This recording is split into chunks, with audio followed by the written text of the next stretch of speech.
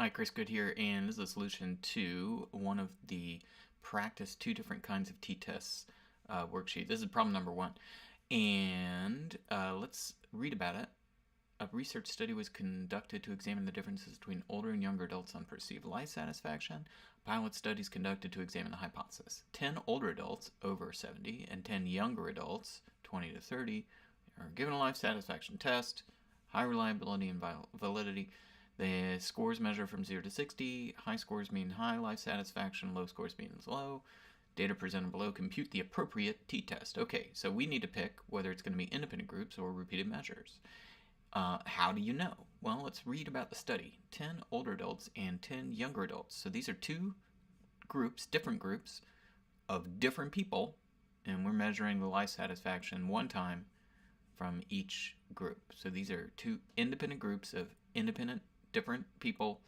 So we're going to do the independent groups t-test, which means that we're going to be comparing two means. So let's calculate those. We're going to get the average for the older adults, and we're going to get the average for the younger adults. And these are the two sample means that we're going to be comparing. So the null hypothesis for the independent groups t-test is mu1 minus mu2 equals 0. And step 2 of our null hypothesis significance test is state your alpha, number of tails, and we need to look up t-crit.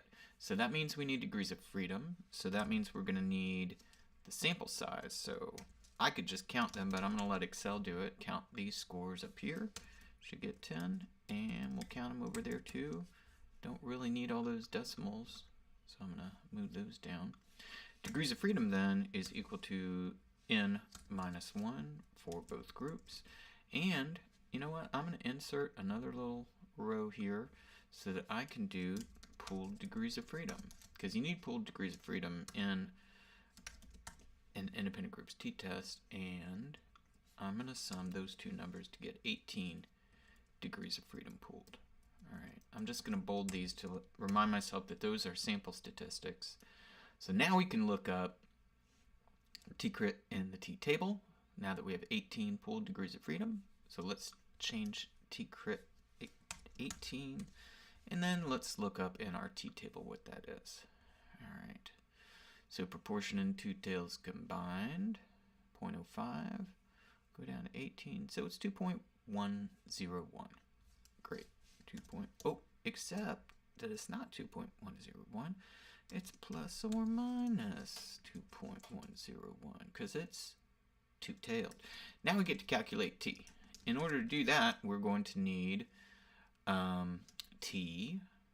Well, let's do it in this order. We're going to need pooled variance. So let's do pooled variance. We're going to need the estimated standard error of the difference between these two means, and we're going to need t. In order to get pooled variance, we need sums of squares. So why don't we do sums of squares for each one? We're going to need deviations, because sum of squares is the sum of the squared deviations. So we need deviations for each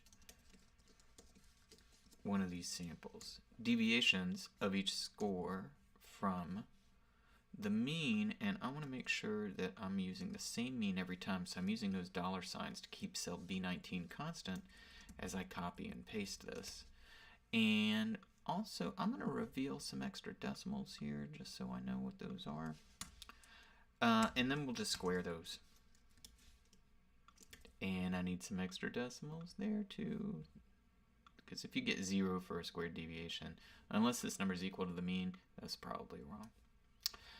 Let's go ahead and show those deviations for younger adults. So that's minus the younger adults mean, and keep cell E19 constant, so that when we copy and paste it here, right, you'll see that the formula for this one, right, keeps cell E19 constant no matter what row we pasted it to, right?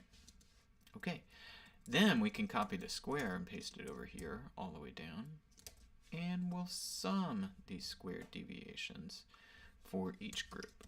Sum of these squared deviations for older adults, and the sum of these squared deviations for the younger adults. let's just double check that we're summing the right thing. And we are, now that we've got sums of squares, we can calculate pooled variance. And that's just sum of squares 1 plus sum of squares 2. And that has to be in parentheses. Then divided by degrees of freedom 1 plus degrees of freedom 2. Also has to be in parentheses with the dividing line between those two parentheses. That's pooled variance. To get the estimated standard error, we need two parentheses, divide pooled variance by n1, close that first set of parentheses, then add, divide that pooled variance by n2, which happens to be the same n. Close that one, and then close the square root parentheses around that so that the square root operates on this entire thing, including pooled variance over n1 and pooled variance over n2. Okay, that should be correct. And now we'll do t. T then is equal to, and I'm going to do parentheses, the difference between these two sample means, close parentheses, divided by estimated standard error. All right, so t is 4.26 if you round, and that is beyond plus 2.101. So the correct decision, step 4, is to reject the null hypothesis, and now we've got to write our API style sentence. So what was manipulated? It wasn't really manipulated. We're looking for the difference between older adults and younger adults. What was measured? The dependent variable was life satisfaction. So what did we find? Older adults. And I like to avoid using the verbs to show or to have or to be. I want to use an active verb. So we asked them to report what their life satisfaction was. So I'm going to use the verb reported. Older adults reported significantly greater, let's say, life satisfaction than did younger adults. Okay, we've got our independent variable. And because these are different people, we also have our experimental design in here as independent groups. And that's really all that we found, significantly greater life satisfaction. So we're not done with our sentence until we write t at 18 degrees of freedom.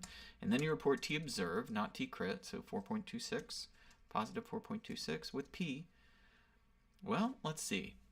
I don't know what proportion lies of the area under the t-curve lies beyond 4.26, but I know that it's smaller than the area that lies beyond plus or minus 2.101. So p must be less than 0.05. Then we can do our period, and we're done with the problem.